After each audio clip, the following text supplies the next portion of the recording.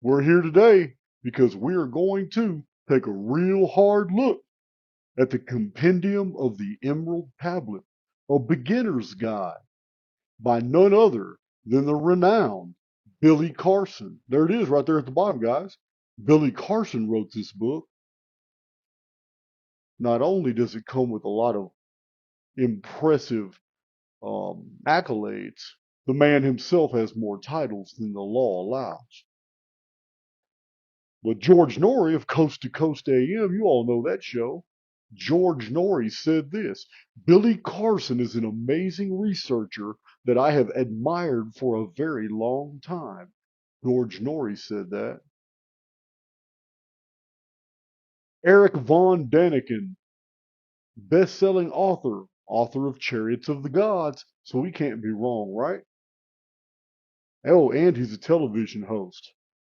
I am so impressed with your work and your research. It was a pleasure. Eric von Daniken said this about Billy Carson. So this is what you get, according to the back of the book, the Emerald Tablets. With this book, you will compare Thoth's ancient wisdom with popular teachings from figures such as Jesus, Krishna, Buddha, Osiris, Horus, modern scientists, and more. Gain a greater understanding of quantum hermetica. We've all wanted a deeper understanding of that. Discover previously hidden knowledge that will help you in your life. My friends, I have read this book on the way to the SoCal Errant Expo in San Diego. I finished it right before. I was going to wait till I got back home, but why? I'm not doing anything in this hotel room. I'm not doing, got all my stuff spread on one bed, going through files, doing all kinds of things. And I just pulled it out about 15 minutes ago and said, why am I waiting? You guys need to hear what's in this book. I mean, haven't over 100 of you in the past 3 years sent me emails or made comments asking me, Jason, how come you never cite the Emerald Tablets? Jason, how come you've never done a video on the Emerald Tablets? Well, I'm going to tell you why, because Billy Carson did a video. And suffice it to say, there is no other video that's really needed. You'll understand here in a little while. The Emerald Tablets, A Beginner's Guide by Billy Carson. Got some intriguing stuff in here. Jimmy Church, JimmyChurchRadio.com, iHeartRadio, and Coast to Coast AM. Jimmy Church. Today, Billy Carson brings to our community the compendium of the Emerald Tablets. Finally, we are able to dive deeper into the meaning of what Thoth really intended for us to know, to explore and discover what is truly important about ourselves and the world around us. Thoth wanted us to know all that in this book. Jimmy Church. Jimmy Church is basically praising Billy Carson. I don't know who Busy Gold is. Curious name. Gold. I know a lot of golds. Busy Gold, one of the world's top personal development and wellness experts. Billy's assimilation of scientific, metaphysical, and historical concepts is mind-blowing. He has an eloquent ability to relay challenging concepts in a practical way, offering each and every reader a chance to delve deeper into the scientific and spiritual mysteries of the universe. Thank you, Busy. Billy Carson, Billy Carson, he did all that in this book, right? So you should be proud of him. And Donnie Arcade, billboard artist. I don't know why a billboard artist would be cited, but he's here. His name is Donnie Arcade. Ancient knowledge updated to a modern format. This book is a well-preserved time capsule and a must-read for anyone on the path to enlightenment. Okay. Dr. Tara Swart. neuroscientist and author, MIT. That's a very impressive credential. Billy is a thoughtful and engaging person who seeks to challenge the status quo and inform people about esoteric subjects of interest. Good for you, Tara Swart. Nothing's going to come back and bite her on the ass. That was a very neutral statement. Good for you, Tara Swart. Jason Martell, television host, Ancient Aliens. I love the fact that you travel the world and visit these ancient sites in person and do real field research. I love your work. So many people said the exact same thing about Zechariah Sitchin. Wow. Forbidden Knowledge, Inc., Coral Springs, Florida. This is a book put together, put together by Billy Carson. Copyright 2019. Now, there were many things that jumped just immediately were apparent to me as I was going through this book. You guys already know that I'm a Billy Carson critic, and for good reason. But we're not even going to get into it in this book. Nothing about the assimilation of Zechariah Sitchin's mistakes, parroting those mistakes and widely publishing those mistakes. Billy Carson is not a chronologist. Billy Carson has done nothing but look at modern translations of modern books and basically uphold the mistakes that were made by his predecessors without actually thinking these things through. He's not the only one. I'm not isolating Billy Carson. Many modern researchers have made those fundamental mistakes in chronology that Archaix has corrected and put out there for debate and has thus far not yet been challenged by a single soul. Billy Carson is one of those I seek to debate, especially on chronological issues concerning the Sumerian Akkadian and the Amorite syllabaries. We have a real problem with anybody, any kings living for tens of thousands of years, any kingdoms living for hundreds of thousands of years. The Sumerian king list, 241,200 stars with only 670 years. Mr. Carson needs to do his homework and figure out what Sumerologists have found out about the Shar. It does not mean a year. Now,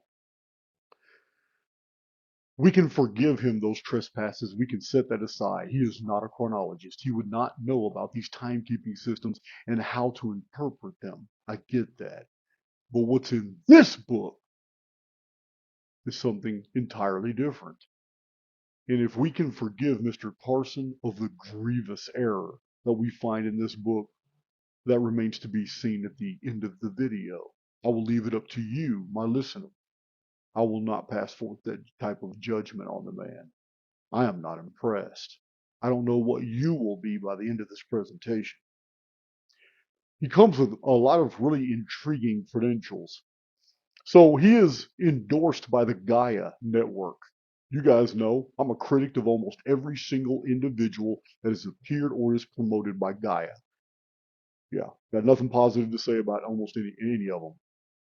So he explores the secret space program. Billy Carson also serves as an expert host on Gaia's original series, Ancient Civilization. So Billy Carson, with his Facebook education, running 20 Facebook groups and gleaning all this information, putting it together, and now he is an authority on ancient civilizations. This is very impressive to me. Is he a Harvard alumni? Of course not. I've never heard Billy Carson say that he was from Harvard. I know a lot of people accuse him of that. If you have a video clip out there where he is claiming to be Harvard alumni, please send that to me. As far as I know, he's never claimed that. I don't know. So Billy Carson has accepted the uniformitarian model. Again, that's a red flag for me. You guys know that. We're going to push forward anyway. As a uniformitarian, he believes we live in a Newtonian universe. He believes in the solar system model. He believes that the Earth, 24,000 miles around, is spinning on its axis 1,000 miles per hour at an obliquity of 25.5 or 25.3 degrees, or down to 23.5 degrees. This obliquity and this rotation on the axis at the same time that this world is 93 million miles away from the surface of the sun, traveling at extreme velocity with the sun through the galaxy. He believes that all of these forces are operating at the same time, although he puts his feet on the ground and can feel no movement just like we can. He has accepted a paradigm he cannot prove, but that's okay. We can forgive him that. Many people have accepted that paradigm.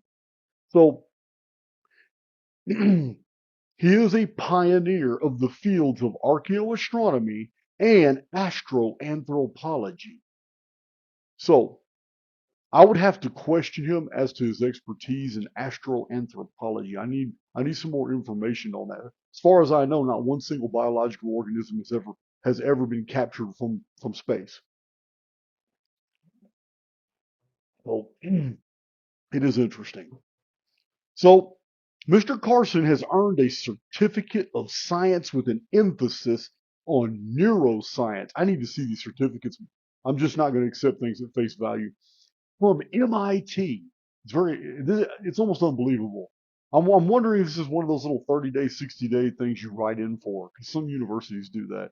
I don't know. I would have to see it. Among his most notable achievements, Billy is the CEO of First Class Space Agency, based in Fort Lauderdale, Florida. That's very impressive. Specifically, his space agency is involved in research and development of alternative propulsion systems and zero-point energy devices. I'm sorry, guys.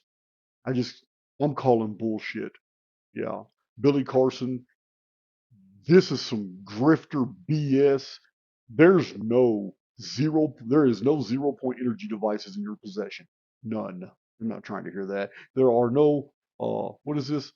Okay, alternative propulsion systems. Now I can't, that's too tenuous. I can't say the man doesn't have an alternative propulsion system because he could have invented something out of paper mache using kerosene and, he could have manufactured something and technically he could win in court.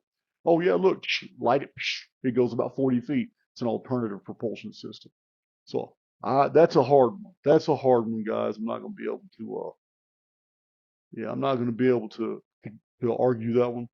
So he's got a lot of listed credentials. I don't know where he stood in 2012, but Countdown to Apocalypse TV miniseries documentary. I don't know where he stood on the 2012 stuff. I know I was publishing books long before 2012, and one of them was about 2012 is bullshit. Nothing's going to happen. So I don't know where he stood on that, if he was promoting the 2012 fear porn or not. I don't know. Well, but that's neither here nor there. We're going to stick with the subject matter. This is about the Emerald Tablets. I have a lot to say here, but we got to start with this. In the preface, it says, Goals of the Compendium of the Emerald Tablets, a beginner's guide. The goal of this book is to provide you with a deep understanding of the profound and ancient knowledge that is your birthright. I will lead you on a journey that will delve into the history of the Emerald Tablets and the secret mysteries contained within these cryptic artifacts. As we begin, it is important for you to know that the Emerald Tablets were written by an ancient being known as Thoth the Atlantean. To date, there have been two manifestations of the Emerald Tablet. First, thousands of years ago, Thoth created multiple tablets of text and then concealed the location of these ancient tablets. Second, Thoth chose to incarnate as Hermes the thrice great Trismegistus. As Hermes, he carried a single emerald tablet. I have a lot of problems with this opening statement. It is very artistic. It is semi well written, but you are now being groomed as a victim to suspend your disbelief. Because if you can get through the first two paragraphs, if you can get through the first two paragraphs of this book, you can be made to believe in anything, and you probably have no business listening to Archaix's presentations. You need to go listen to Billy Carson. Let me repeat some of these statements here. First of all, he calls them cryptic artifacts, and yet we do not have them in our possession. There were two manifestations of these tablets. The first manifestation was as tablets many thousands of years ago that have now been lost. Their location is unknown. They have not been actually seen by anyone. The second time they manifested was by Hermes Trismegistus, but that's not true. I may not be an expert at the Corpus Hermeticum, but I know the Hermetic texts really, really well. And I dare say I know them better than Billy Carson. And there is no references in the Hermetic text to the Emerald Tablet.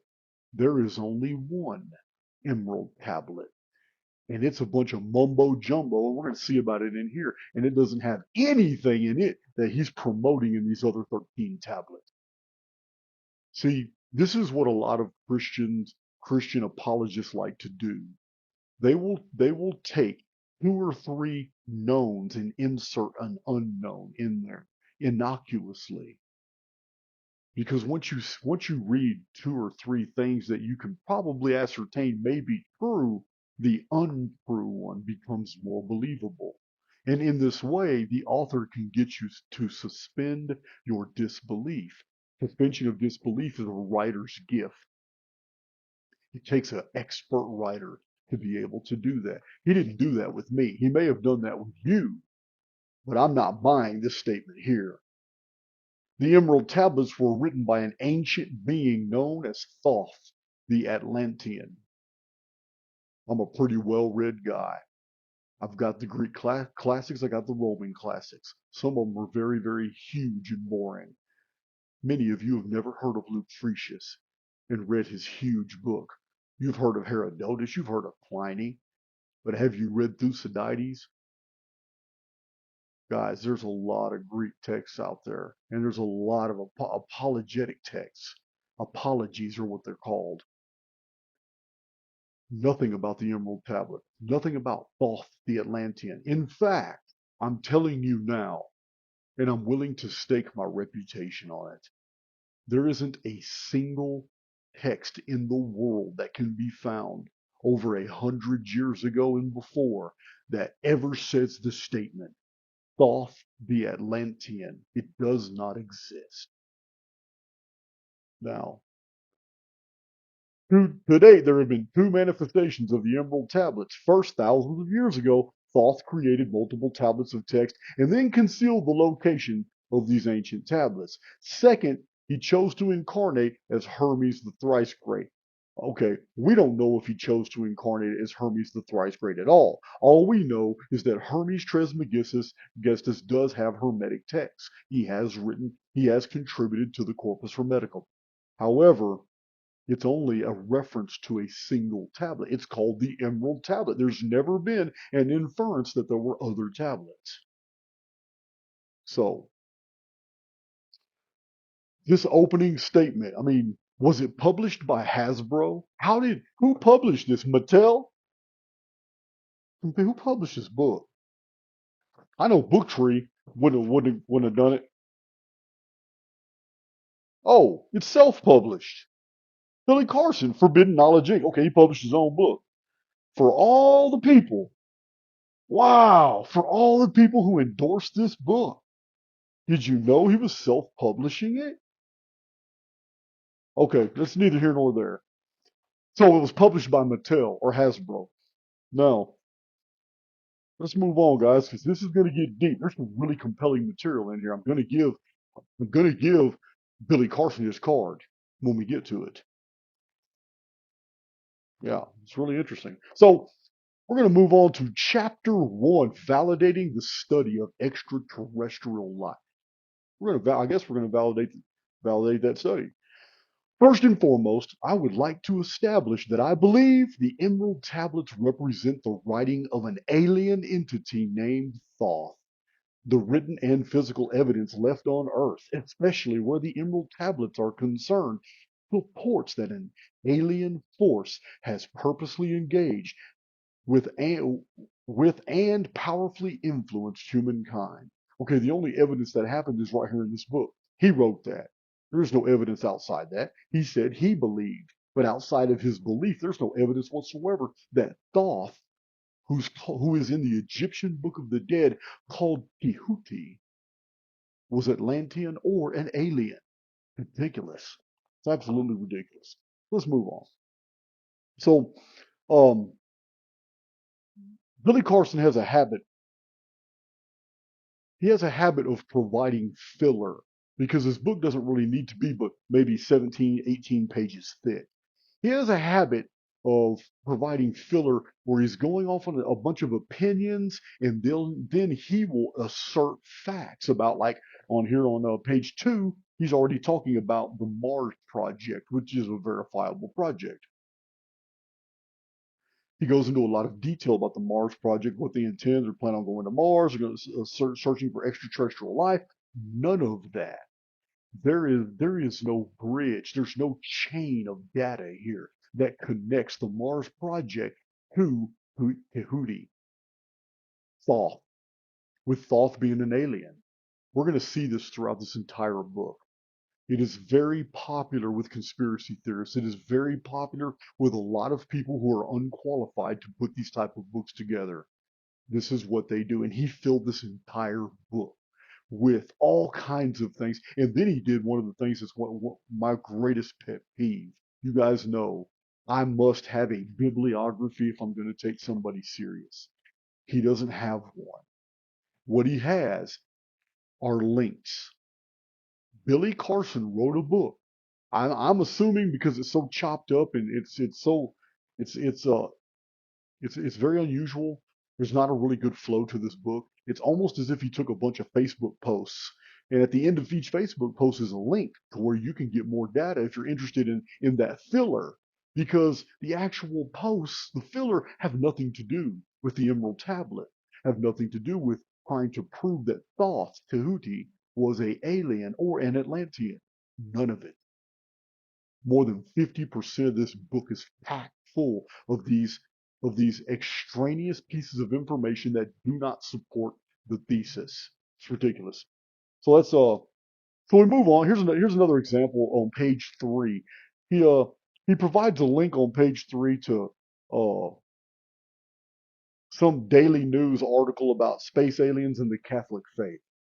As if that as if that any way endorses what he's promoting. So the Vatican Observatory has been at the forefront of efforts to bridge the gap between religion and science. Then he goes off and spends pages explaining how the Vatican is bridging that gap, but it doesn't bridge the thesis. None of that even supports any of his positions. Crazy.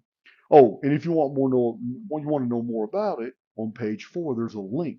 Now I don't know how you're going to tap onto a link inside of a book, but it's right here. You can probably just copy and paste. You can't even copy and paste it. You're just going to have to write it all the way out.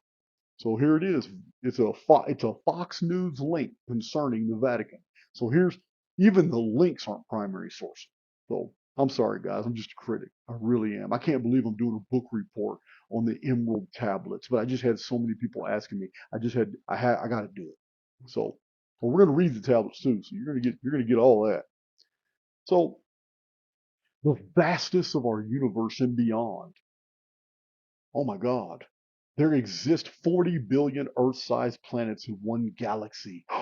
Exclamation point. Can you believe it? According to a news report from the Royal Astronomy Society, posted on January 16th, 2017, the Astrophysical Journal reports that there are approximately 2 to 10 trillion galaxies in the universe, and within each galaxy, there are 200 billion stars, just like ours. They've counted them, guys. They've got the equipment to count all this. They're amazing. It's NASA, guys. It's the same place Ben Davidson gets all his material. All his data comes through NASA filters. Here it is right here. Apparently, NASA endorses the Emerald Tablet. Amazing. So he goes on pages. He says, what do all these numbers mean? They mean that they are markers of authenticity. This is what Billy Carson said. All this data about all these planets and stars that are supposedly out there in that light show. They are markers of authenticity. Our study of the Emerald Tablets necessitates that we have a clear and profound understanding of the massive size of our universe. I'm sorry, guys, I read the entire, all 13 tablets in here, and there is no need to understand any of those things in reading the Emerald Tablets text. The only understanding that you need concerning the size of the universe is Billy Carson's very, very twisted interpretation of these tablets.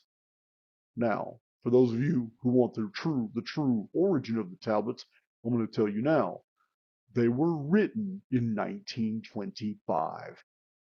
Billy Carson should have done his homework. There is nothing old about the Emerald Tablets. If there was, I would have read about them in Henry Cornelius Agrippa. I would have known about them in the writings of Trismegistus. I would have read them. They would have been mentioned by Rene Descartes. They would have definitely been mentioned by Francis Barrett as well. They would have been in the Magus. Charles Burgoyne would have never omitted such references to the Emerald Tablets. Guys, he's not even familiar with who all the great Hermeticists are, who all the great mystics are, and who especially all the great mystic, Christian mystics and astrologers. Nothing. Billy Carson doesn't know who they are. He hasn't read those books. 1801, The Magus, Volume 1 and Volume 2 by Francis Barrett. You've got no business writing about these type of materials if you have not familiarized yourself with the compendiums that are the Magus. It's crazy. So we move on. They are markers of authenticity. Perhaps we would be safe to declare the number of planets in our universe are unknowable. Wow. Understanding the magnitude of the number of planets in our galaxy enables us to realize that speak, the odds speak for the existence of extraterrestrial life forms. Do you understand the suspension of disbelief that is being required of you? He is asking you to entertain the fact that there is a vast gulf of things we do not know. And because the unknowns are out there, it means it gives us more knowledge about what he's trying to interpret as the Emerald Tablets. It's convoluted. Don't fall for it. Yeah, it's just simply put, it would be more unimaginable to believe that there is no alien life elsewhere in the universe than to believe that Earth is the only inhabited planet. Sounds like Carl Sagan to me, but the gist of the matter is this book is supposed to be about the Emerald Tablets. It's not supposed to be a dissertation about alien life, extraterrestrial life. Is if there's anything green and slimy that's actually up there in that light show. That's not what this book is about. But he has to go into these details because of the interpretation he forces upon this 1925 text. Crazy. Oh, by the way, if his argument is unconvincing, you can click onto this link right here on this paper because it goes to a 2017 article in Physics.org News. And if you don't like that one, there's another article that he cites in The Guardian right here. There's a link to The Guardian. Wow. It's a hell of a cognitive leap. So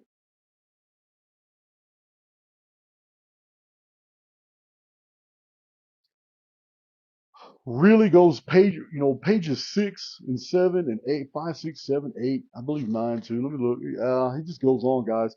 It's filler. He's got a huge section on religion and science. Has nothing to do with the Emerald Tablets. He's got a huge section on the aliens' creationism or intelligent design. He's got another one.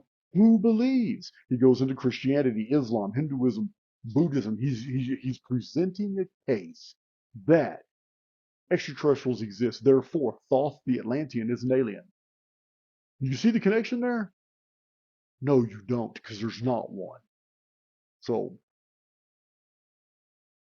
oh, he goes on. He's spent a lot of time on what science accepts, and that because science has accepted all these things, this is how he's going to force an interpretation onto the Emerald Tablets. But I'm going to tell you something else. Science is also accepting. They're accepting right now and at breakneck speed that we live in a construct, that the quantum model of reality and reality tunnels is probably more truer than previously believed.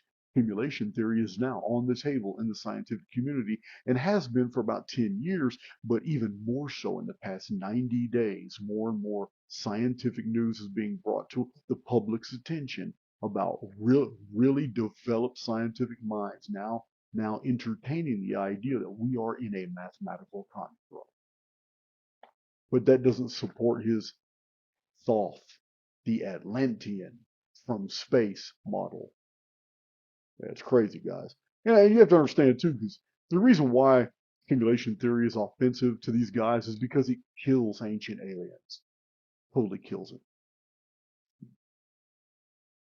Page 8, Billy Carson says that famous Armenian mystic and writer George Gurdjieff searched for the source of esoteric knowledge and stated that what he found will seem strange to many people when I say this, that this prehistoric Egypt was Christian many thousands of years before the birth of Christ. I like Gurdjieff. I like P.D. Ouspensky even more, his student. But I really like that statement because it's true. It's the same thing that Gerald Massey published before Gurdjieff got a hold of his writings. Gerald Massey said it in the 1870s and 80s. Billy Carson said, by researching ancient documents such as the Emerald Tablets and studying mainstream developments in physics and astronomy, those who search for the truth will find their answers. Wow, that's profound. By researching ancient documents like the Emerald Tablets, written in 1925, and studying mainstream developments in physics and astronomy, those who search for the truth will find answers. That's amazing. Thank you, Billy. Oh, he provides a link to provide more, I guess, more evidence or support for that statement. The link goes to "We made contact with aliens. How would religions react?" It's a BBC website. Wow. BBC.com, Future Story 2016. So thank you, Billy, for that link. According to Dr. Makukov and Dr. Shervak, the sudden boom in evolution experienced on Earth billions of years ago is a sign of something happening on a higher level that we are not aware of, and that mathematical code and DNA cannot explain evolution. A lot of leap there, but none of it has anything to do with Thoth, the Atlantean from space. None of it. It's interesting to unpack though. And I'm just not a uniformitarian. You're not going to talk to me in models of millions of years. Humans just can't even conceive it. Yeah. Do you have any idea how long it would take you?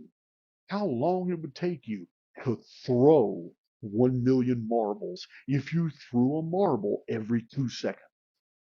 Most people have no concept of how long a million is, how much a million is. So now your arm would give out. Oh, there's a link for that too on page 10. Donnie Arcade. Didn't we already read about him? Yeah. So I will say this. Billy Carson, for as much as I critique him, I will say I am impressed that Billy Carson has inferred in some presentations that he is willing to entertain that extraterrestrials and aliens, those on the outside of the construct, are just humans, just like us. Different stages of development or whatever, different DNA sequences added because of living in different biospheres for different periods of time. That's impressive to me. He's willing to concede we're not looking for little aliens with big heads and big old eyes that look like stretched out frogs. We're not looking for that. So I'm impressed with that. Billy, I'm on the team. So we start. That's chapter one. We're going to move on to chapter two. This is going to get juicy, guys. That's how my My bro Martin Leakey says it. It's going to get juicy. Oh, let me get this right here while I'm uploading that. I don't want that to mess up. Okay, cool. Now, it's going to get juicy. Now, so Billy now has to attack something. Let me explain. Chapter 2 starts History of the Emerald Tablets of Thoth. Before we begin our examination of the Emerald Tablets, we must first address the question as to why there are so few certainties regarding ancient writings and texts. Most ancient texts are written on animal skins, papyrus, or other perishable items. Very few writings are found on stone or baked tablets, and even those can be damaged or lost. Stone inscriptions depend on someone keeping them safe from the scrap pile of changing generations. Even fewer writings appear on precious metals. So he's making it, I'm not going to read the whole page, but he's making the case that the reason why we don't have the actual emerald tablet text is because there was just no way to preserve all these things from the ancient world. I'm going to disagree. I'm going to disagree because the underground library at Ebla was fantastic. The tablets of Mari in Mitannia were awesome. More cuneiform tablets were found at Hattusas underground.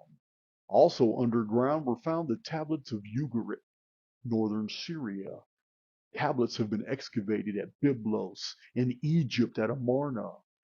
Stone tablets in the hundreds of thousands have been found in Assyrian cities like Nineveh, Burs Nimrod. At Uruk, or biblical Erech, we have found cuneiform tablets. At tablets, seals have been found all over Mohenjo-Daro. Tablets have even been found in the Mediterranean, Mycenaean tablets.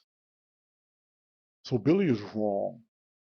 Hundreds of thousands of cuneiform tablets have been excavated and found. It's where we got so much data from 1849 all the way up to the 1980s when the last big cache was found. So no, I'm not going to give him that wiggle room.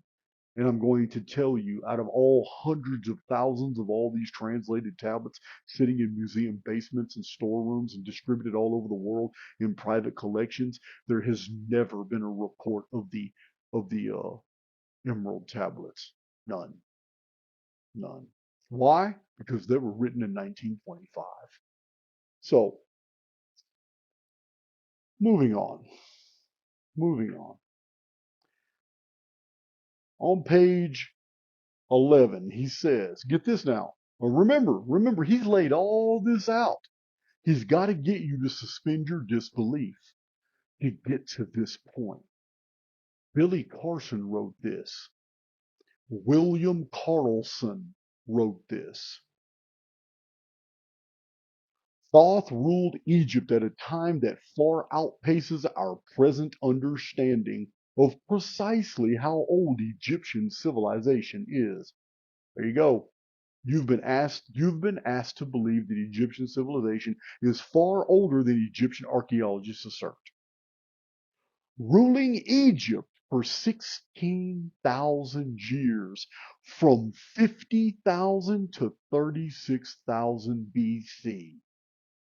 Thoth became the highest of highest priests of ancient Atlantis, trained by his own father, the master of masters of pre-Diluvian Atlantis. Wow. This ruling occurred after the floods that devoured the ancient civilization. Wow. Billy Carson needs to debate me real quick about the dating of Atlantis. And I'm going to tell you now, he's more than welcome to bring Graham Crock. He's more than welcome to bring Graham Hancock. both of them together would not survive that debate with dignity. I have an overwhelming amount of data that shows the Atlantis narrative could have only unfolded historically in the 13th century BC. And I have a long list of books and scholars that say the same thing. It's not only my conclusion. So, so ridiculous. 16,000 years. So we're asked to believe that Thoth lived for over 16,000 years. Now, any of you guys are familiar with probabilities, probability ratios. You already know the longer one lives beyond a normal lifespan, the greater there is a propensity for dying by accident. It's almost impossible to conceive that anybody would live for longer than 500 years. Not because their body wouldn't be able to take it, but because sooner or later you're going to succumb to something dumb, something stupid, unforeseen, accidental. You're going to misstep and you're going to fall wearing full bodysuit of armor or carrying something too heavy and go straight into the water. It's going to snag your jacket and it's going to take you to the bottom of the abyss. Anything can happen. And the longer a person is in this world, the higher the mathematical probability of exiting this world becomes. 16,000 years is ridiculous. But we can understand because this book was published by Mattel or Hasbro. So let's move on. I don't even want to talk more about this for anybody to even believe that crap. All right, page 12. The emerald tablets of the Atlantean Thoth laid hidden and buried under the Great Pyramid of Giza for centuries. I don't know how even they know it's there. They're there. The date of their concealment is unknown. But we do know it was sometime after Thoth left his earthly kingship over the Egyptians. He knows that. Billy Carson knows that. Even now, under the Great Pyramid of Giza lies an undiscovered place of otherworldly appearance and the access point to a realm referred to. Oh my God. I'm allergic to stupidity. The Great Halls of Amenki. Yeah, yeah, it's right there, guys. For generation upon generation after the earthly departure of Thoth, specially appointed priests of Thoth performed as guardians to the hiding place of the domain. Yeah, guys. He's not writing to high schoolers. He's trying to get you to believe this shit. Around 1200 BC, priests removed these tablets from Egypt and carried them throughout the world to all former Atlantean colonies. The further away from Egypt the priests traveled, the more new civilizations experienced religious renaissances. Finally, the priests left the tablets buried under an unmarked temple. No one knows where they are. It's an unmarked temple. Perhaps under the pyramid of Pakal the Great. He's talking about Pakal Votan. And the reason he's even mentioning him is because of that dumb sarcophagus lid that Eric von Daniken was the first one, and then Zechariah Sitchin saying that Lord Pakal Votan was laying back in a chair, getting ready to take off in a rocket. But I have a video where I've already showed you guys all the sigils were flames, not rocket flames. All the sigils were flames.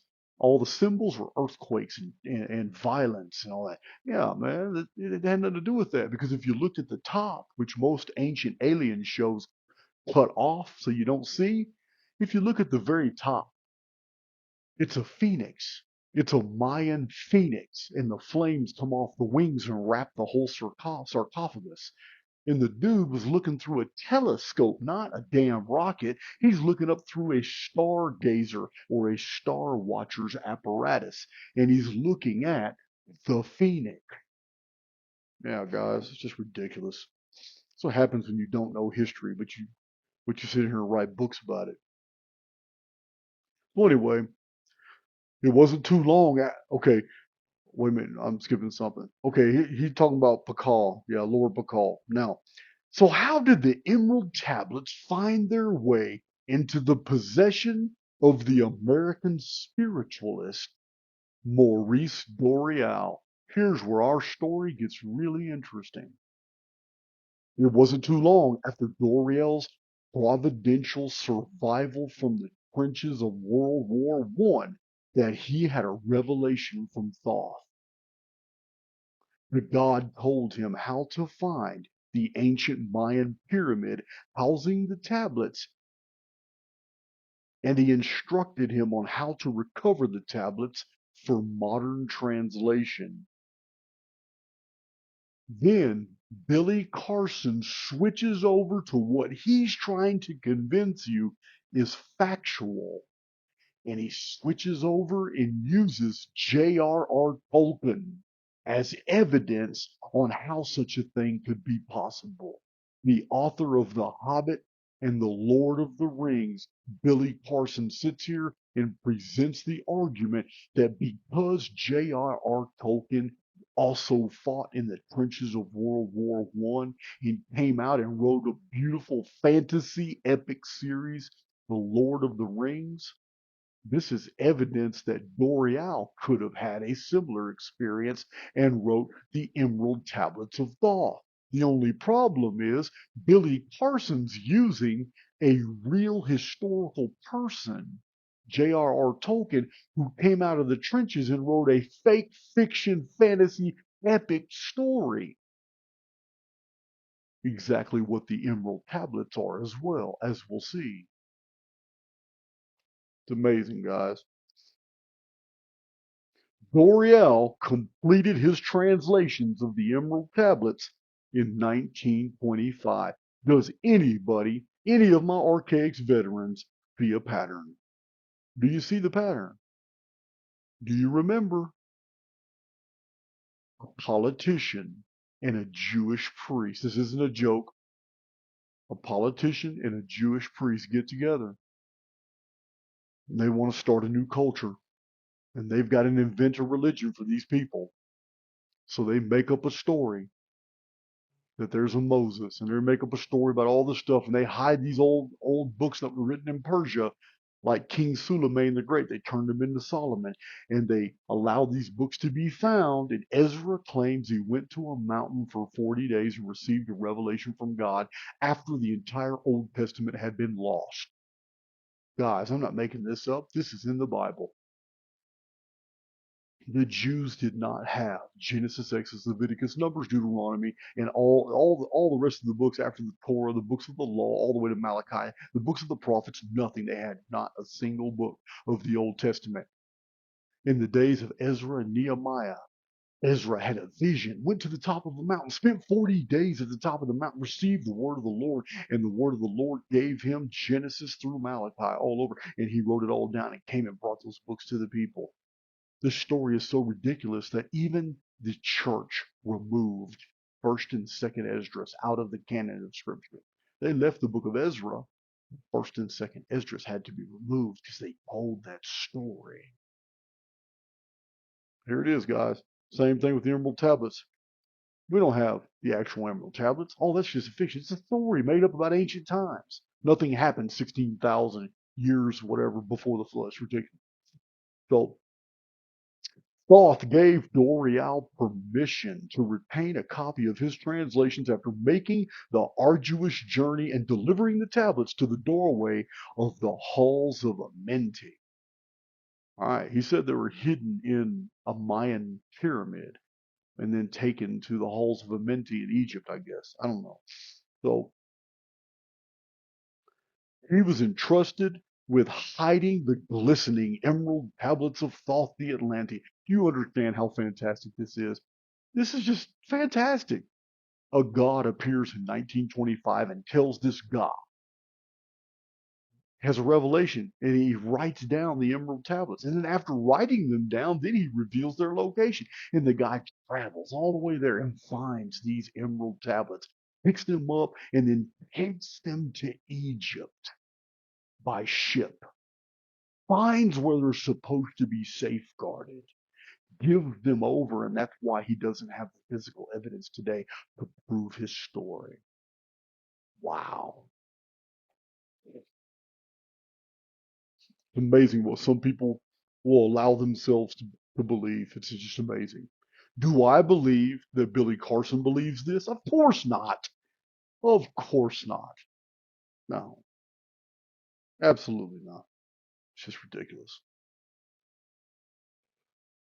Oh, a little late, but I'm going to get through this one. So, so Billy Carson says now, 3,300 years later, a new believer finds entry into the most secret of secret places, returning the gift to the ancient ones. When Dorial departed with his back to the pyramids, Thoth sealed the entryway, which is still unknown by any living person today. Is Billy Carson talking to third graders? Oh my God. I'm losing IQ points. Billy Carson asserts a fact. Thoth was a god king of Egypt for thousands of years. There are no texts anywhere from ancient Egypt that say that. Wow. Now, I will say this. He isolated 1200 BC as a period of great chaos and tumult. Billy Carson has done something that a lot of people do when they're trying to pass off bullshit as real. Billy Carson is very aware. I know because he cites it. He's very aware of a very academic book called 1177 BC, when the whole world was destroyed. It was a Phoenix phenomenon event. But there's a scholar who wrote 1177 BC, the year civilization collapsed. It was written by Eric Klein. He's only a couple of years off. It was a Phoenix episode. I have documented this extensively. Billy Carson is aware of the book. The book is very popular. So he inserted his date. So any academics or scholars who wanted to research or look into this would see this data point. Oh, he's saying that all this happened during a period of chaos and turmoil. We already know. We already seen the data sets that are in 1177, the year that civilization collapsed. It's very, very popular to insert factual material into fictive narratives and make you believe some bullshit. That's what he did. We're going to move on. Page 14, it says, for several millennia, there have been historical and academic appreciation of the single emerald tablet of Hermes. The Hermes text, written in Thoth's Atlantean language. I have no idea what he's talking about. And modern images and representations of the emerald tablets often show one tablet signifying the Hermes tablet. It's the only tablet that's ever existed, and we've never found that tablet. It's just a bunch of lines on a piece of paper. He's making a whole lot up around something that can be textually verified. Ridiculous. But in order to prove his case, he provides a link. Yeah, I have no idea where this link goes, but it's a link with a bunch of stuff talking about how the Emerald Tablets came into existence in 1925. He provides the link. Wow. Then, one paragraph later, he provides another link. He says, the Brotherhood of the White Temple. You know what it sounds like to me? It sounds a lot like the Great White Brotherhood, the scam organization that was putting out a bunch of false data in the 1980s, 90s, and early thousands. It's still functioning today, and you can find copies of Dr. Doriel's translation at their website, brotherhoodofthewhitetemple.com. Wow, that's where you got it, Billy, off a website. Then you wrote this book. It's embarrassing. You should apologize, Billy. Now, again, we have a lot of filler. And at the end of this long section of filler that has nothing to do with the Emerald Tablets, you can do further research on Newton's commentaries on the tablets by following this link. Newton did not have commentaries on the tablets. That's a lie. Yeah, he had commentary on the single hermetic Emerald Tablet, which is not a lie. Remember, Billy is wrapping a bunch of lies around a few facts because the few facts promote the fiction. That's what happened. What he did. He seems to be very good at it. Certain hieroglyphic texts state that one chapter of the Book of the Master of the Hidden Places was still in existence during the reign of Hesepti, about 4266 BC. About 1,000 years off, but it's okay. I found that pretty interesting. There's only a few very ancient Egyptian books. And on page 17, he says, the Book of the Dead reported that the god Thoth was designer and builder of the Great Pyramid. These words were carved into stone at the very dawn of civilization on planet Earth. Wow. The Book of the Dead reported that the god Thoth was the designer and builder of the Great Pyramid. Wow. I'm the author of Lost Scriptures of Giza. I had to read the Egyptian Book of the Dead, the Egyptian Book of Two Ways. I had to read the coffin text, the wall text, and the pyramid text. I put together all this material and never once found any reference to Thoth being the builder of the Great Pyramid. Now, I do agree with the position that Thoth is identified as Cainoch, who was Enoch, who was Enki. I do believe that, messenger of the gods. I get that. There's no reference to Thoth building the Great Pyramid. Now, that is entirely invention. Many believe the emerald tablets of Thoth are the source material for the teachings of Jesus in the New Testament. If you read the Apocrypha text, you will find out that Jesus was a student of the Egyptian mysteries and he taught reincarnation and meditation. I know this to be true because on my last trip to Cairo, I visited the Coptic church where Jesus and his mother lived while he was there. They lived under the church in the basement. Oh my God. There is not a single place in Palestine or in Egypt that can be identified at all with Jesus and Mary. All these places came into existence after the Council of Nicaea in 325 AD. Prior to the Council of Nicaea, none of the church fathers ever enumerated, listed, mentioned any of these places as famous. It's almost as if they were all invented ex post facto. There are whole books published about the dearth of holy places in the first, second, and third centuries AD. And only in the fourth and fifth and sixth centuries, all of a sudden, the church started assigning all these places as, well, that's where that happened. That's where Paul did this. That's where this happened. None of these places were known. Yeah, guys. There's a lot of scholarly research about that. And what Billy Carson's really admitting right here is he was fooled by local Egyptians who told him some bullshit, and he fell for it. And he took pictures of that bullshit, and he's trying to pass that bullshit on to you and I right now. Yeah, it's crazy. No good. No good. No good.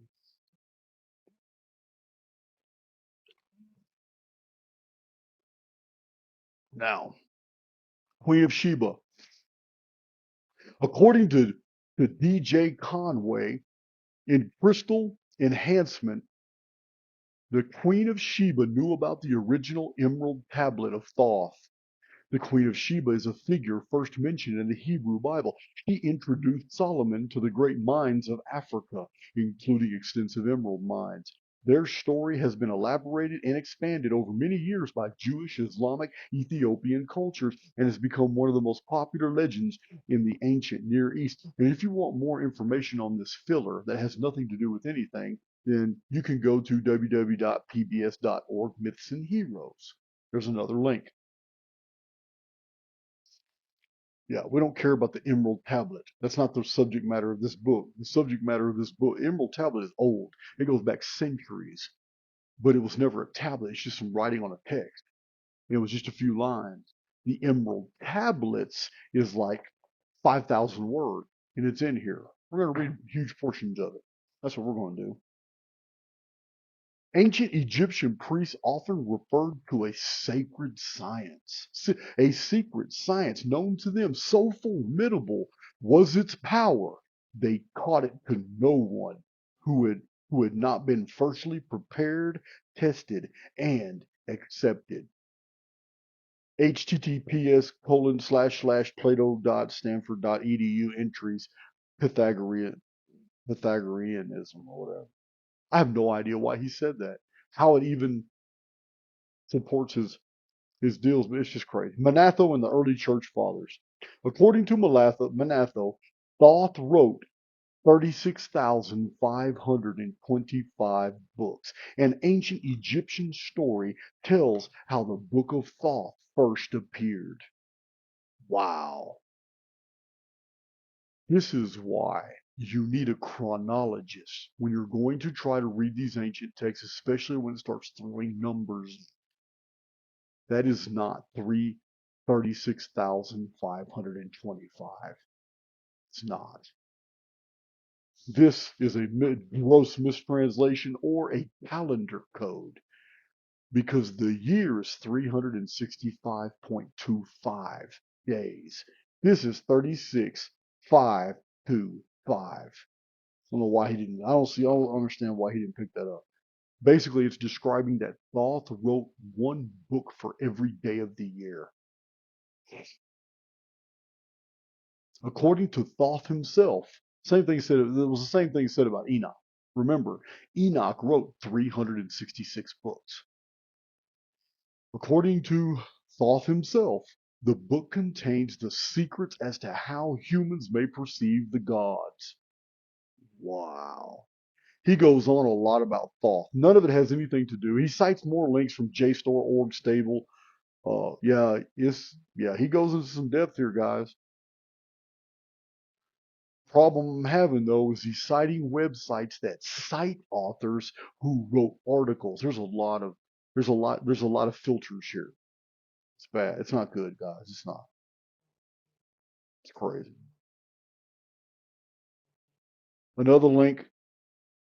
He goes on St. Thomas Aquinas, Sir Isaac Newton, Philip of Tripoli, Roger Bacon. None of these. I read all this. There's nothing to support his thesis on the legitimacy of the tablets. He just goes off and gives the histories of all these men and Sir Francis Bacon and Professor Jarl Kuhn. Then he provides pictures of the pyramids. Guys, it's all very convincing to someone who is not a critical thinker. It's just filler. It's full of a bunch of filler. And when you read it, it reads like a Facebook education. It's crazy. Then we get to this part on page 23. This is why we need to pay close attention to the Emerald Tablets, because this 36,000-year-old text date that Thoth built the Great Pyramid, which would backdate the age of the pyramid considerably. Once you go back in time 2 full precessional periods of the equinox, you then arrive at a time when the Sphinx aligns with the constellation Leo. Guys, I've tried to tell you the zodiac is a lie. I have not yet had a single person counter that free data set download I provided you guys on the zodiac. It's not old. And the Sphinx wasn't a lion. No one with a modicum of intelligence can look at the Sphinx and determine that that is the original head and face. It's been whittled down to the size of a pea on a giant body. The original was Nubis, and it was a dog, a jackal. It's been taken away, and now it's got a human face and a weird headdress. Yeah, guys, that's not the original. Anybody can see an aerial view of the Sphinx and see that the head is too small. Yeah, Hancock, Bovel, all these guys, they're lying to you. They're lying to you. The whole precessional cycle of the zodiac and all the degrees in 2,160 years, and the whole cycle is 25,920 years. It's all bullshit. Still waiting for that debate, guys. It's all bullshit. Archaeoastronomy, absolute bullshit. All right. But he's going to use that. And I mean, we already know the date of the pyramid. We already know 28th and 29th century BC. We already know that. Even the scientific testing confirmed it. So yeah, you can further explore this research by reading Graham Hancock's The Mystery of the Sphinx. The geologist Robert Schoch has done an incredible amount of research and inspection of the Great Pyramid and the Sphinx. His work has been the focal point of several documentaries, which underline the significance of his arguments, which establish the age of the pyramids to be much older than modern Egyptologists are willing to accept. This is all lies, guys. Every bit of it. I will debate every one of these men. That area of northern Egypt was flooded in recent history. Strabo and Diodorus Siculus know this. They mention the great Sea of Cryptomus that was North Africa, where the Sahara Desert was. The Great Pyramids were underwater all the way up to a third of their height. The Sphinx was underwater for 340 years. It was not protected by the white limestone casing blocks that were on the pyramids. Therefore, it suffered the most water damage. It's all ridiculous, guys. Oh, by the way, his authority is a link to a website. Let's see. One of the biggest falsehoods about the Aztecs and the Mayans is that they were responsible for building the city and pyramids of Teotihuacan and Chichen Itza, as well as the surrounding areas. My trip to Teotihuacan in October 2016 confirmed this when my archaeologist guide said that neither Mayans nor the Aztecs founded or built Teotihuacan. Billy and I agree. Yes, the Maya did not build those cities, neither did the Aztecs. There's no doubt.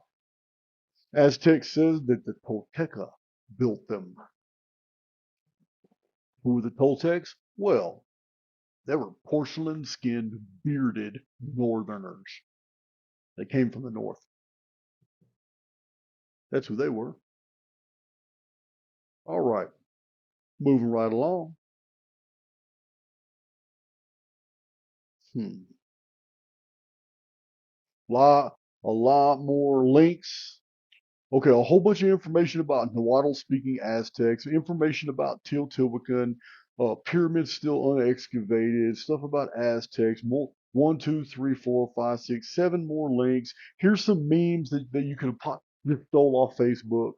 You know, it's just, you know what? Absolutely. Here's the next page. Unimpressive. It's just a bunch of links. It's crazy, guys. It is crazy.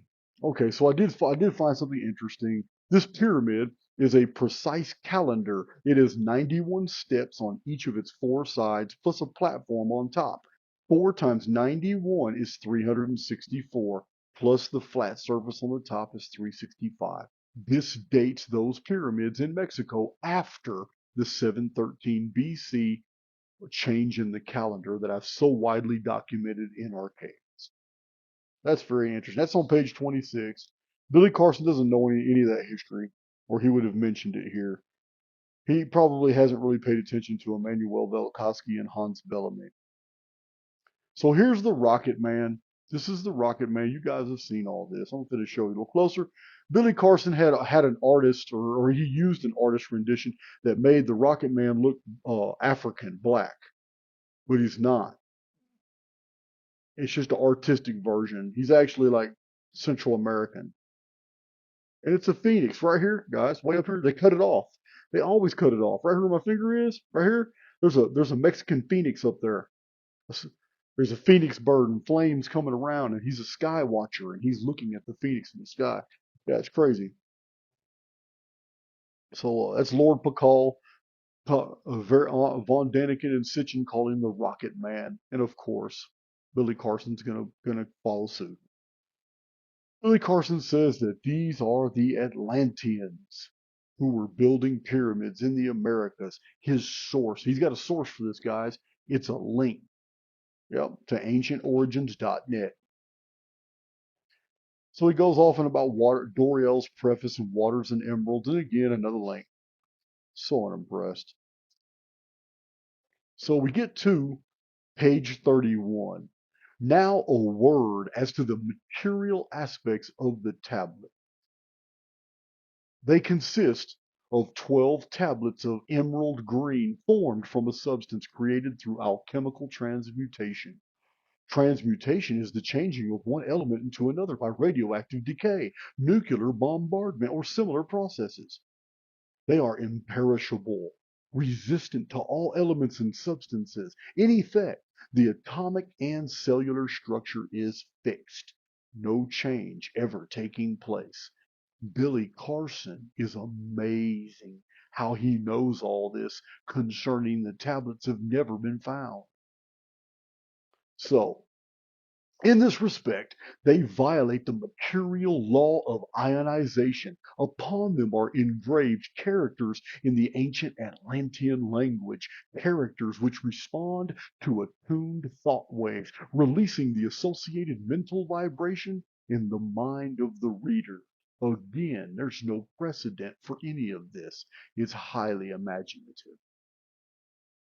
The tablets are fastened together with hoops of golden colored alloy suspended from a rod of the same material. So much for the material appearance. He's got a pretty good source. It's called crystallinks.com/emerald HTML. Amazing.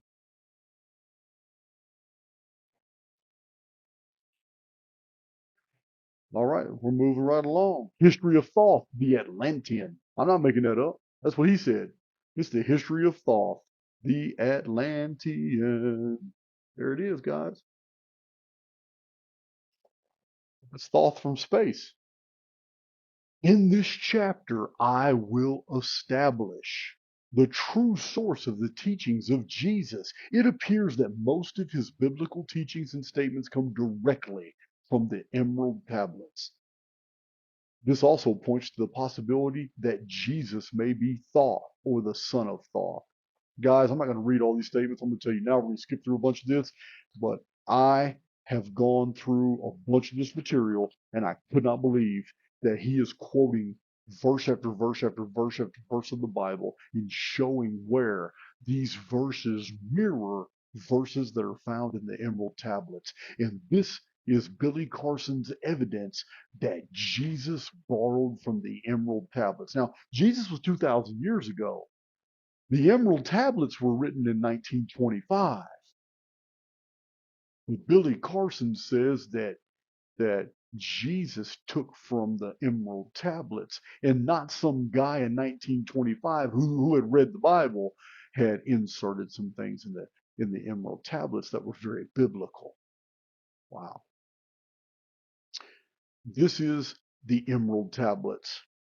I Thoth, the Atlantean, master of mysteries, keeper of records, mighty king and magician. These records of the mighty wisdom of great Atlantis.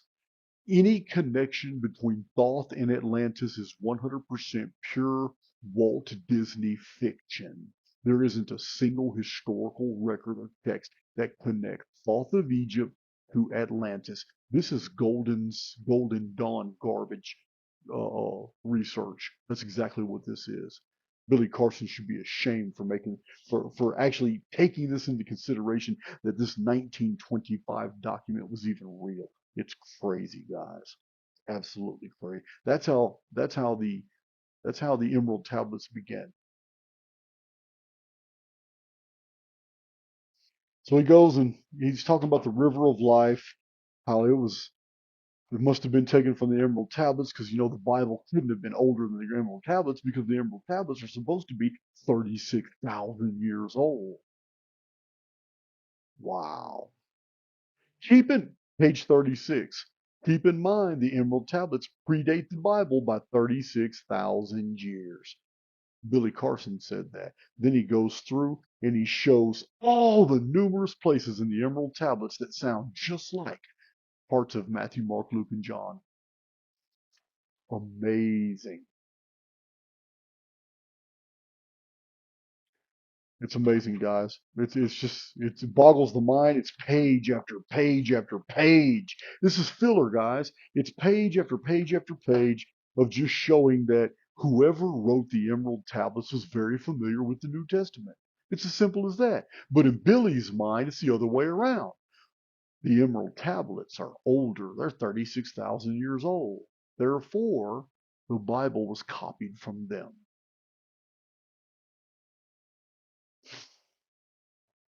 Wow. Billy is actually proving by these multiple citations the exact opposite of what he's asserting. Crazy. So, on page 43 in one of the tablets, it specifically states, "Far to the stars I journeyed until space and time became as naught." Okay, I've read a lot of ancient text, and references to time space and space and time, this is a modern colloquial. This isn't something you're going to find in an ancient text. They did not regard our reality like in this fashion. This is very post-Einsteinian. Yeah. Oh, it's everywhere. It's time space. Space time. It switches it up. Sometimes it's time space, sometimes it's space time. Yeah, it's crazy. By the power of the spoken word, the logos, the world was altered and almost destroyed by fire and water. It is reminiscent of the Hebrew account of Noah and his ark. After the catastrophic global flood, Thoth gathers together his crew that he used in building the great Egyptian civilization. The sinking of Atlantis was not the Great Flood. There are three great floods. There's actually four. One of them is very little known. The capture flood of 4039. It's when the moon first appeared. Then you had the Gihon flood in 3439 BC that killed one-third of the human family, the same time that both Enoch and Enki appeared in the chronological record. The next flood was 12 centuries later, and it's called the Great Flood. It's the Noahic flood. It's the day the sky fell. It's the day the vapor canopy collapsed, and the world was flooded for 11 and a half months. Then 552 years later, there is a fourth flood. It's called the Ogygian deluge. These are the four floods. And Atlantis was after those. Atlantis was the destruction of Atlantis was a Phoenix event. It was 1135 BC, after the invasion of the Sea Peoples Federations. So yeah, it's just crazy, guys. All the anachronisms, yeah, it's just great. So there is a reference to a ship in the Thoth material, in the Thoth tablets, but on page 45, Billy Carson says the great ship is not an ocean-going vessel. It is a ship for the skies. Again, suspension of disbelief. He needs you to believe in spaceships. So on page 48, again, we have for some 16,000 years, he ruled the ancient race of Egypt from approximately 5,200 to 36,000 years ago. It's all fiction. Again, on page 49, tablet 2, we have a reference to space-time and time-space. Yeah, guys, it's just not even worth reading. The individual, I'm going to read some portions, but this just isn't worth reading. A lot of it's just so total garbage, total crap. It's terrible.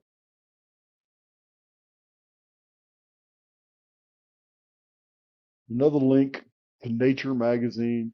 And he's got more filler, guys. It's just stuff that has nothing to do with the thesis. He's just populating it with filler, a bunch of stuff that doesn't have anything to do with it. And here's what I don't like. Here's something I don't like. Here's a lot of specific calendrical and geometrical data associated to the Great Pyramid, a whole bunch of calculations. He probably put this chart together, a lot of arithmetic down here, all associated to the geometry of the Great Pyramid. Well, what I don't like, it's like I put it in the margins, right there, all from authors who are not cited. I've read Taylor, I've read Smith, I've read Sir Flinders Petrie, David Davidson, I've read a lot of Rutherford, not all of it. I've read E. Raymond Tapp. Guys, man, all these great pyramid, even Bonnie Gaunt. I've read all of them. He didn't cite a single one. They're the pioneers. They're the ones that put all that material together. Uh, didn't cite any of them. You suck. All right. Her on page 53, Hermes Thriceborn is the strongest candidate for Thoth's mention of my soul roaming free will incarnate to dwell among men in this form or another. He's claiming it came from the Bible, guys. There's no actual connection, but it's crazy. And then he's saying that there's a connection between Hermes Trismegistus and Doreal of 1925, but he can't cite any evidence of a connection other than that he's claiming a connection exists. So again, he's trying to get you to suspend your disbelief because the whole idea is tenuous. It's bad. Again, more Bible verses on page 54. He cites Bible verses. Every time anything in the Emerald Tablets written in 1925 mirrors a Bible verse, this is evidence to Billy Carson that the Emerald Tablets are legit and that Jesus was talking the Emerald Tablets. Totally, absolutely ass backwards. It's crazy. Now, another thing, on page 56, it says, the masters of everything said after their forming, we are they who were formed from the space dust. Okay, the earliest references to space dust that I have been able to find are in the Annals of the Royal Astronomical Society, 1887, 1888. I haven't found, they were calling them dark nebulae, and then later they started calling them cosmic dust. But 1902, a lot of space dust fell all over the world. At least that's what it was called. And this was written in 1925. To find the term space dust in an ancient text is assuming this was 36,000 years old. No, we're not buying it. Not buying it. It's a modern colloquial. Not buying it. On page 57, he says, following in the footsteps of the Atlanteans who were seeking eternal life in the physical form. I'm sorry, guys. He's saying that the 2045 Avatar Project, uh, the 2045 initiative has something to do with the same thing the Atlanteans are trying to do. We don't have anything. There's nothing. It's all inventive. It's all made up. Not even Plato said anything about Atlantis doing anything like that. This is the problem with mystics and mystic histories. They make up all these things. A lot of them are Golden Dawn Society uh, books that just got out of hand. Helena Blavatsky. This is all the Facebook educated galactic Archaeans and Galactic Federation garbage research that's out there. He is literally taking this material and trying to use this as evidence that these emerald tablets are real, and they're not. They're comical. They're just comical, guys. It's sad. It really is. But if you want to learn all about DARPA and the Avatar program, he's got a lot of filler in here about that in a link that'll take you there if you want to write out the whole link. Another thing that stood out, another phrase or term that stood out that does not belong in the Emerald Tablets, assuming the Emerald Tablets are authentic, you would not find a reference to Earth's crust. That's a very modern description. So yeah, we have that. I'm gonna give you the page, guys. I'm gonna give you the page. Yeah, on page 59, the Emerald Tablets purportedly talk about Earth's crust. Not buying it, guys. Ain't no ancient text talks about Earth's crust. The first mention of crust was in the early 1800s. Yeah, guys, Jason's gonna find it. But you can look up all the stuff about the crust of the earth and like it matters, like it really verifies what he's saying. He provides a link on page 60. Yeah. Quantumgravityresearch.org. Emergence theory overview. Emergence theory is very interesting. It's not his theory, but it is very interesting. And I'm on board with it too. He provides several links for that. So, you know what? Let's just talk about emergence theory real quick. We got time. Hour and 24 minutes. We got a little time, guys. Emergence theory is a quantum gravity unification theory that brings together quantum mechanics, general and special relativity. At the root of emergence theory is the idea that the whole of reality is made of information that must follow rules and be enacted upon by a user. Computer use cerebral interface holography, anybody? According to the theory, information is defined as symbols that convey meaning. Codes and languages are examples of symbols that convey meaning. These symbols and meanings must then follow rules. For example, words must be arranged in certain ways to create communication. Lastly, a chooser or some form of consciousness must exist to interact with the information and choose how it is used. Simulation theory, anybody? Remember, guys, you're an avatars. You are jacked into, you're an immortal being jacked into a avatar which belongs not to you, but to the construct. This belongs to the construct. I'm inside of it. It wraps me like a glove, and I'm able to use it to experience this false reality. Nice. He goes into the emergence theory quite a bit on the next page, on page 62. We don't need to. We can move on, guys. He provides a good link for that. Then we move on to page 65 where he provides more links. It's just more filler, guys. It's filler on all kinds of scientific concepts that don't have anything to do with bridging the data and his theory together. It just doesn't make. He's got all these links. It's just ridiculous. He gets old. This is all filler, guys. Yeah, it's just pages. Guys, I made a lot of notes. I made all kinds of notes. Holographic reality, people's research, is all other filler not related to it. He just goes off on the on holographic theory now, and just cites source after source after source. But none of this has anything to do with showing you that the Emerald Tablets, establishing the veracity or the provenance of the Emerald Tablets.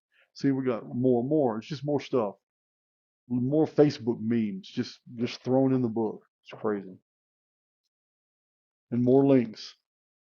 Okay. On page 71, he refers to the Atlantean home world.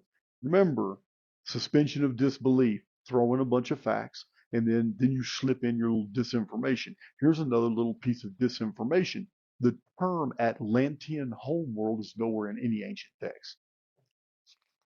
It's not even mentioned in the Emerald Tablets. Remember, the 1925 Emerald Tablets by Dorial are being translated, and this is a commentary on those. And in the commentary, he says they're actually 36,000 years old, but they weren't. Dorial admits they're written in 1925. So, Billy Carson he's just out of there, man.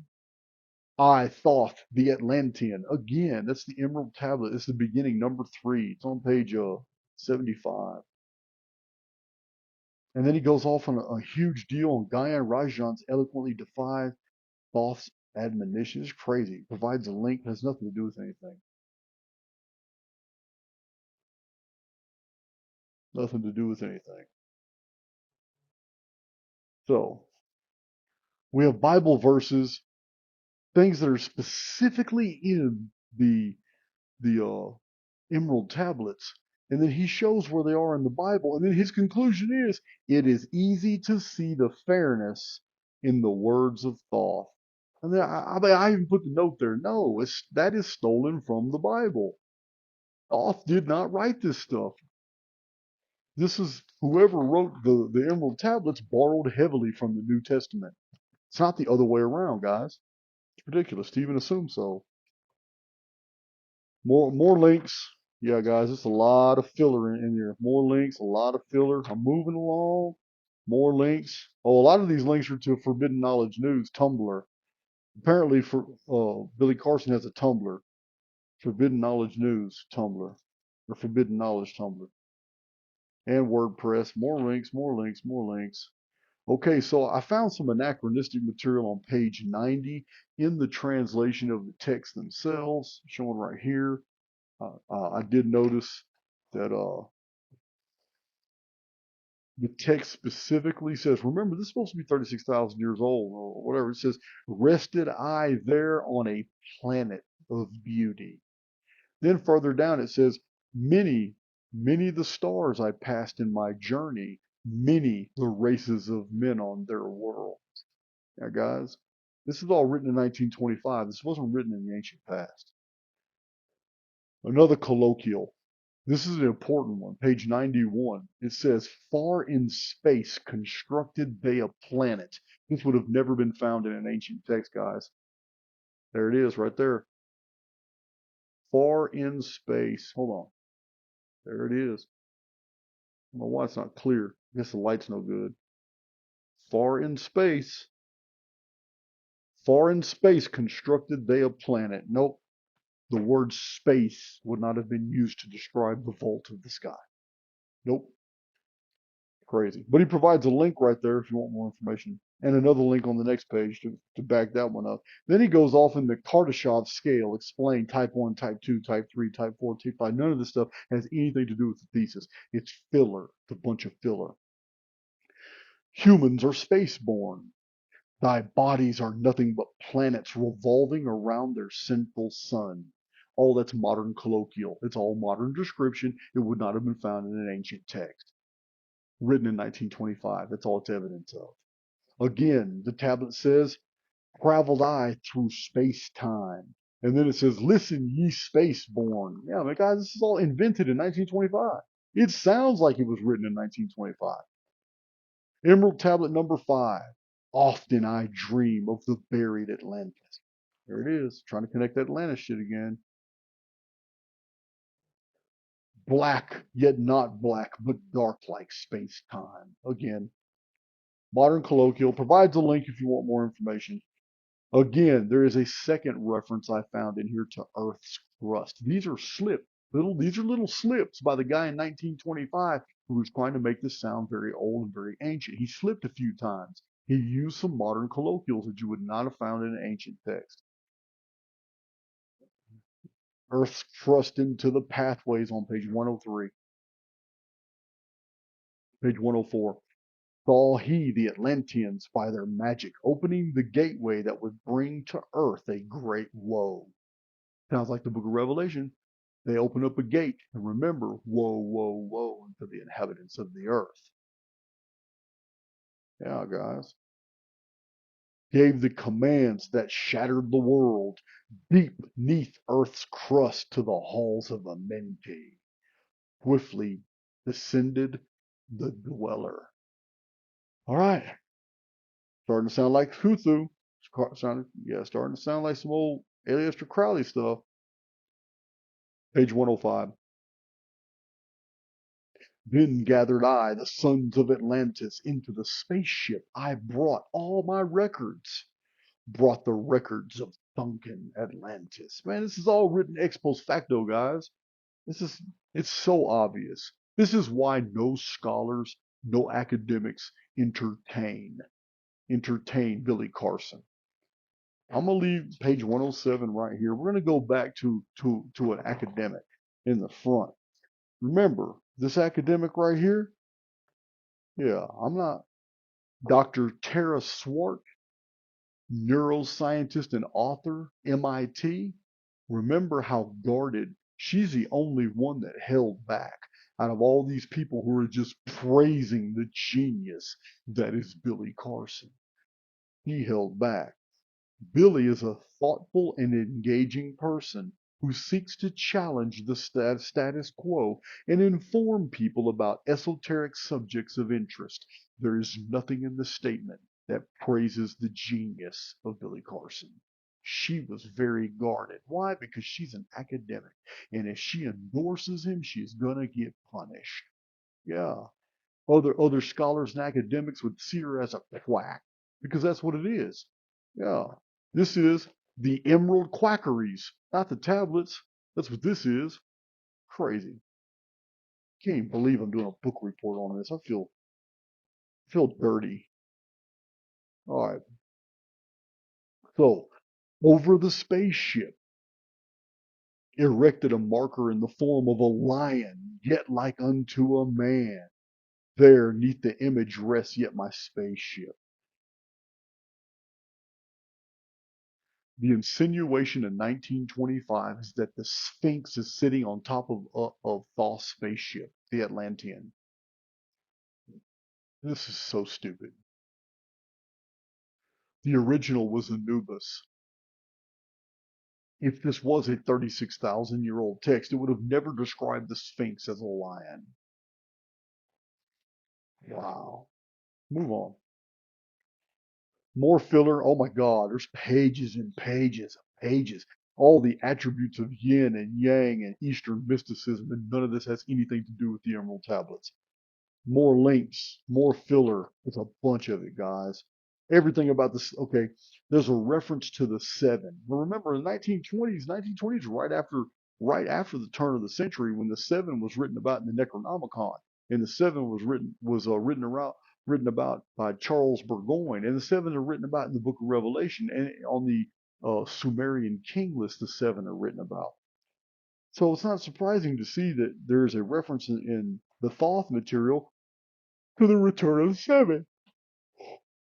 Billy Carson says it's not seven individuals, it's the seven chakras. The root chakra, sacral chakra, solar plexus, heart, throat, third eye, and the crown chakra. But the text doesn't read like that. That's Billy Carson's interpretation of all this mumbo jumbo. So anyway, if you want to know more about chakras, you can go to blog.mindvalley.com, seven chakras, hashtag. He's got a whole link to it. And it doesn't make any sense because it has nothing to do with this text at all. It's a lot of filler. Just like this whole section on cymatics and Mozart has nothing to do with the Thoth text. The Thoth text don't even concern cymatics. There's nothing about it in there. But he goes off and talks about cymatics and cymatic history and provides all these links and then goes into great detail on all the historical figures that talked about music and sound theory, and it's just crazy. Leonardo da Vinci, Galileo Galilei, Robert Hooke, Ernest Chladni, Michael Faraday. Guys, this is all filler. That's what I put. I put that in the margins. Filler. You can see that. Filler. Filler. That's what it all is, guys. This could have been 17 or 18 pages. So it's just pages. Here's more. Filler. Has nothing to do. Nothing to do with the text, guy. It goes on. Here's another page. Just filler. It's just filler.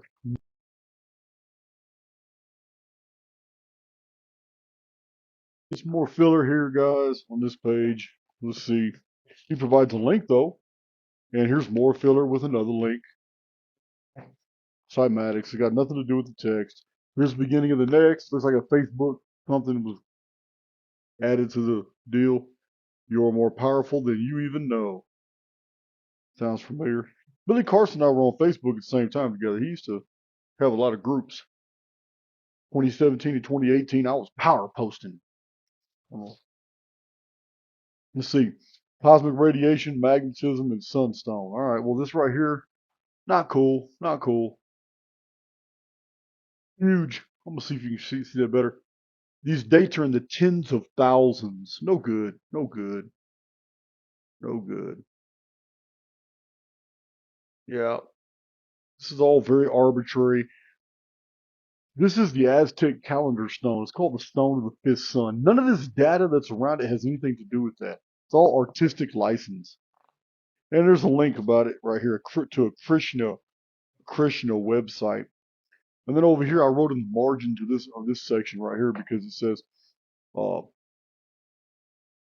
"Oh, spoke to me again the seven, saying, from far beyond time we come, O man. Traveled we from beyond space time." No ancient text would read like this. This is modern concepts. This was done in 1925. Yeah, Einstein's theory of relativity and space-time and time-space and all that became real popular only after 1902. P.D. Ouspensky only after 1902 were writing like that. Yeah. Carson seeks to change the seven to the chakra system, but that's not what the tablets convey. The tablets convey that the seven are seven individuals. This is in the mystic tradition, the occult tradition of Thomas Burgoyne, of the Sumerian king list, of the Book of Revelation. The writer in 1925 of the Emerald Tablets was tapping into the old traditions of the seven from the ancient Babylonian texts that talk about how the seven were evil storm gods. So it's Billy Carson who's changing this to it doesn't even matter though because the text was written in 1925. Yeah, guys, a lot of links, a lot of links, a lot of Facebook looking things. Page 144. Speak I of ancient Atlantis. Speak of the days of the kingdom of shadows. Sounds all good. Written in 1925, guys. Yeah, the whole Atlantean deal. Just so crazy. Okay, here's another red flag I found on page 155. It's too modern for an ancient text. It says, deep in the essence of matter are many mysteries concealed. Nine are the interlocked dimensions, and nine are the cycles of space. All right, you know what? Come on, move around. Interlocked dimensions is modern colloquial. Yeah. So this is Billy Carson's interpretation of that passage. In these passages, thoth is teaching us that space is curved and partitioned, and that time and space are bound together. Understanding the complexities of the curvature of space and space-time constructs, as well as spaces in two and three dimensions, is a monumental undertaking. Yet it is surely worth the effort for a greater understanding of how modern science can be used to complement the study of the Emerald Tablet and thought's emphasis on the spaceborne, time, and higher consciousness. Newton's laws of universal gravitation and of motion are explained, along with Einstein's special theory of relativity, which states that measurements of space and measurements of time are interrelated. It is impossible for something to happen to the space without the time being involved in the same thing. He also discusses the intricacies of curved space in two and three dimensions. Emerald Tablets doesn't talk about any of that. That's what he got out of it. It sounds to me Mr. Carson's just trying to sound more intelligent than he really is. Yeah, not buying it. You're not suspending my disbelief. Oh, but he does quote the Feynman lectures, Caltech University. There you go. Two of them on the end. Then more filler. Then more of the text is just rambling, meaningless rambling. And then I couldn't believe he cited this book. It really shocked me. It really shocked me that as an authority in his book, he would cite this book. The Book of Destiny, 2012. Why would you cite this book, Unlocking the Secrets of the Ancient Mayans and the Prophecy of 2012? Why would you cite this author as an authority? The Four Agreements and Carolyn Miss Anatomy of the Spirit, Sacred Contracts in the Book of Destiny, Unlocking the Secrets of the Ancient Mayans and the Prophecy of 2012. A contemporary Mayan priest and shaman reveals the genius of the ancient Mayan calendar and its accompanying horoscope and examines in depth the ancient 2012 prophecy. The Book of Destiny is the most complete and authentic book on the secrets of the ancient Maya culture and what it means for readers today. It is a companion read to the emerald tablets of thought as it allows us to go into the world of the ancient Maya civilization, understanding them better as a colony of Atlantis. Every bit of this is made up. Wow. OMG. Wow. More filler. He's got a lot. He just packs it. Things that just don't really have anything to do with the text. He just packs it. It's just a lot. It's a lot, guys. I haven't even showed you all the images, and there's a bunch. It's a bunch. Has nothing to do with what the text. It's a lot of things that were just taken off Facebook. Look at it. They're all.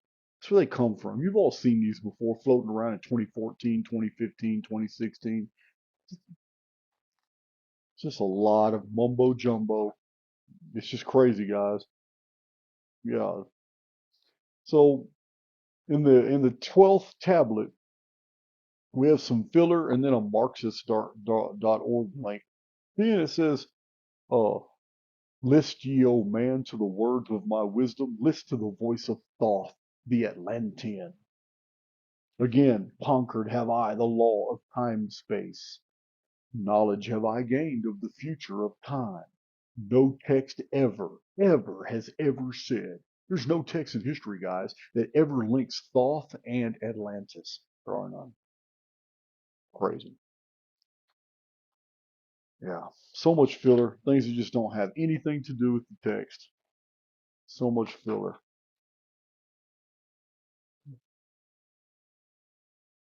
Here's another one. The actual text from 1925 says, "Nation shall rise against nation." That's in Luke chapter 26, Matthew chapter 24. It's This is what Billy Carson says. Sounds very similar to a verse in the Bible. I wonder where the writers of the Bible copied this. Oh my God. Matthew 24:7, "For nation shall rise against nation, and kingdom against kingdom, and there shall be famines and pestilences and earthquakes in divers places." He stopped there because Jesus continued and says, "But the end is not yet." So it's interesting. Billy Carson is still claiming toward the end of the book that any similarities between the Emerald Tablets and the New Testament is because the New Testament copied the Emerald Tablets, and yet the Emerald Tablets didn't appear into the historical record until 1925. Wow.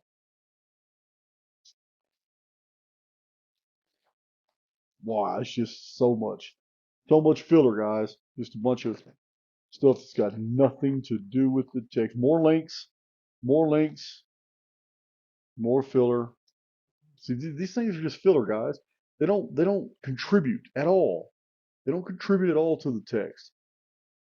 Just filler. Really juvenile. It's like a senior in high school could have put this together. And then Thoth says on page 199, "I dwelled in ancient Atlantis." Oh man, it sounds so authoritative. Oh, here's a Tesla meme. I'm pretty sure thousands of us saw that on Facebook floating around. Nikola Tesla. Yeah, man. Symbols, pyramids, quartz, and other energies. It's just a link. There's nothing to it. Wow. So much filler. None of it having anything to do with his discourse, the text, none of that. Just things that he found interesting to throw in there to make it over 200 pages. Nothing. There's more filler, a whole bunch of filler. Just random stuff, doesn't have anything. Oh, more links, more filler, just to make it look good. Wow. Okay, so he says, on page 208, he says, "Coincidentally, a Stargate requires 6 points to define an address or location in three-dimensional space."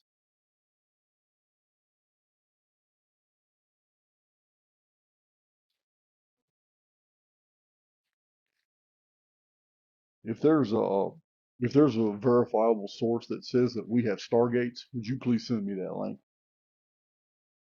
Wow. More filler. All right. Oh, here it is, page 212. "The Bajnan Pyramid of the Sun is a fully operational Stargate." Wow. Opening it will require great care. So it's never been opened, so he doesn't know. He's just making this up.